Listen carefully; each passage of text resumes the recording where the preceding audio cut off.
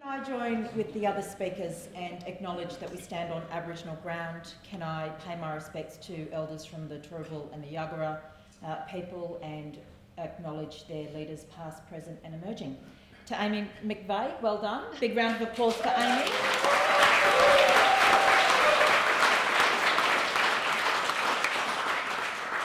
And also my good friend, Peter Russell, who's at the back. Thank you very much, Peter, for helping to put together tonight.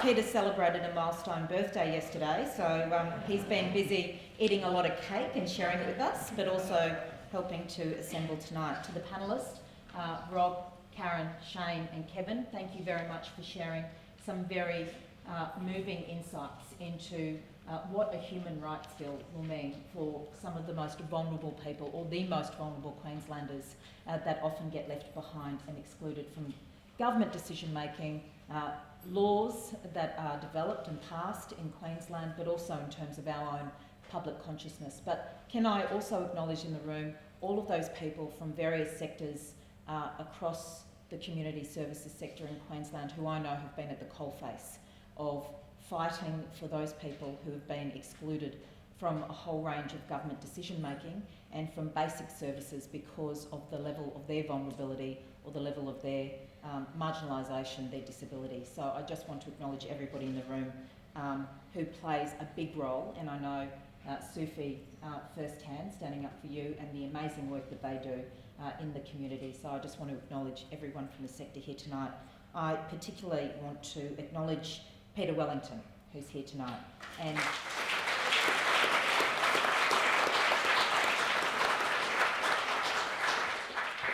And for many of us, we would know that Peter Wellington is a courageous individual, but it takes not only courage, but a big heart and a lot of determination to make a human rights charter or a human rights bill a negotiating point in terms of delivering government in this state. And Peter didn't shy away from it for a second. So I acknowledge, Peter, that we are where we are today in large part because of your commitment to this cause, and I thank you very much for that.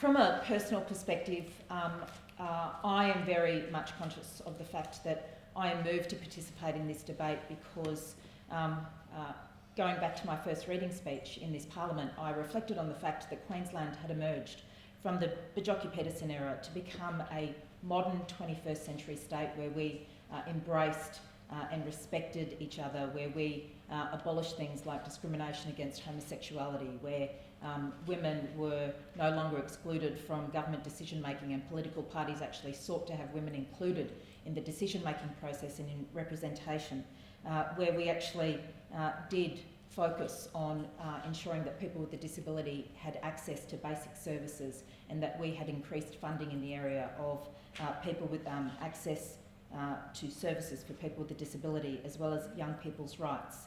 But under the previous government, all of that fell away. It crumbled before our very eyes. And I think that for me, I reflected on the fragility of a unicameral system and its ability to ensure not only a unicameral system, but also a state where there was only one major newspaper in the state. Well, it just doesn't reflect a diverse opinion and an ability to have a wider conversation about laws that are being progressed and passed. So I really acknowledge that I thought we had to do more. And I think that this is a good way forward. And that's why it was fantastic that Yvette was here tonight as the Attorney-General, essentially pledging that the Palaszczuk Labor government would progress this to a parliamentary committee for inquiry.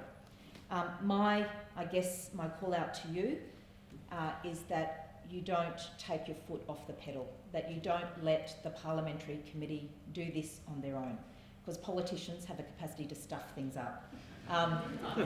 I think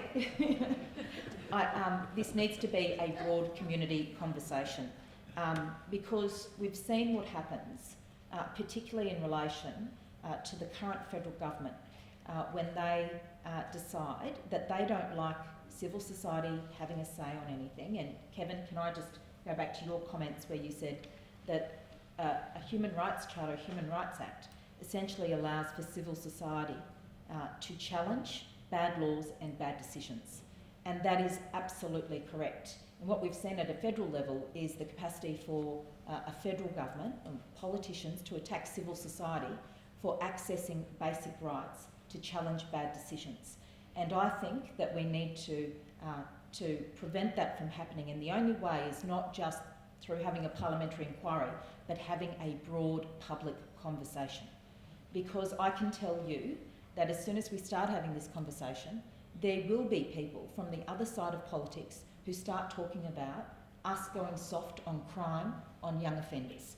There will be those people on the other side of politics who start to erode public confidence in what we're trying to achieve here, which is essentially delivering for Queensland a legislative framework that enables government to make good decisions around policy, around laws that do not affect or enhance, in fact, common basic human rights for all, regardless of their ability, regardless of their race, regardless of their indigeneity. And I think that we are at the precipice of actually getting this done. So please don't leave it to the Parliamentary Committee, don't leave it to the government. Keep going with your campaign and make it an even louder campaign. Thank you very much.